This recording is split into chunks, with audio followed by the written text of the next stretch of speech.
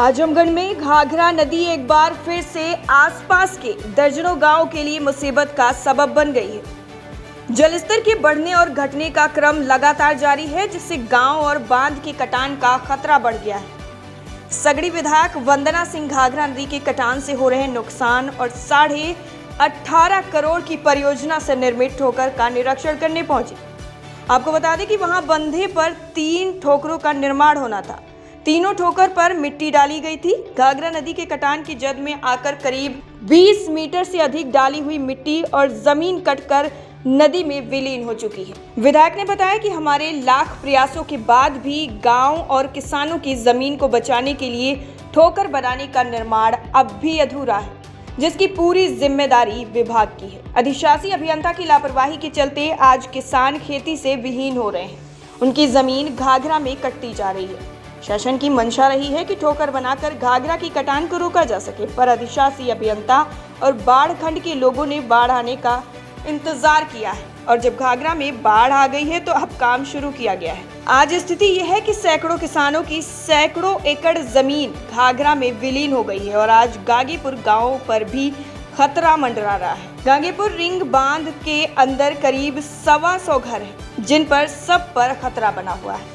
विभागीय मंत्री और विभागीय सचिव मुख्यमंत्री को अवगत कराएंगे। इसके साथ ही उन्होंने ये भी कहा कि विभागीय मंत्री और विभागीय सचिव के साथ साथ वो मुख्यमंत्री को भी समस्या से अवगत कराएंगे। विभाग की लापरवाही के चलते हो रही कटान, बाढ़ विभाग की लापरवाही के चलते सगड़ी विधानसभा के गागीपुर, परासिया, देवासरा, खास, राजा अचल नगर के लोग खेती विहीन हो रहे हैं और उनके घरों पर भी अब संकट छा गया है। वहीं दूसरी तरफ अधिशासी अभियंता दिलीप कुमार से जब बात की गई तो उन्होंने कहा कि किसी भी हालत में बंधा टूटने नहीं देंगे। कटान की जिम्मेदारी किसकी है ये तो हमें नहीं मालूम, इसका कोई जिम्मेदार नहीं है। रिंग बांध को बचाने के लिए अब 18.5 करोड़ परियोजना पर तो काम खत्म हो गया है। अब बम्बू क्रेट बनाकर रिंग बांध को रोकने का बाढ़ खंड प्रयास करेगा।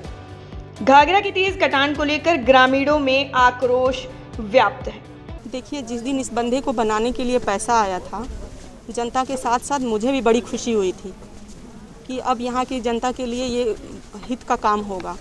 लेकिन आज देख कर के ये बेहद अफसोस हो रहा है कि आँख के सामने कटान हो रही है और विभाग कह रहा है कि हम बचा लेंगे। विभाग हमको जवाब दे कि किस बेस पे बचा लेंगे इस बंधे को। अगर बचा लेंगे तो हम इनके विभाग को सम्मानित करेंगे।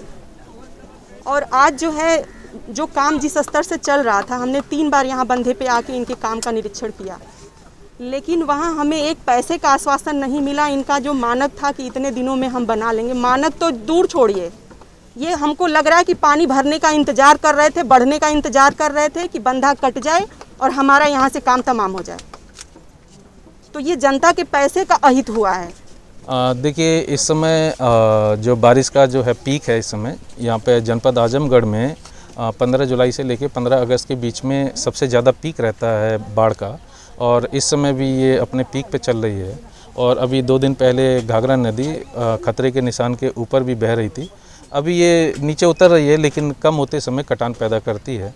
लेकिन हमने जो यहाँ परियोजना बनाई थी उस समय पूरी नहीं हो पाई, लेकिन वो सुरक्षित स्तर पे आ गई थी।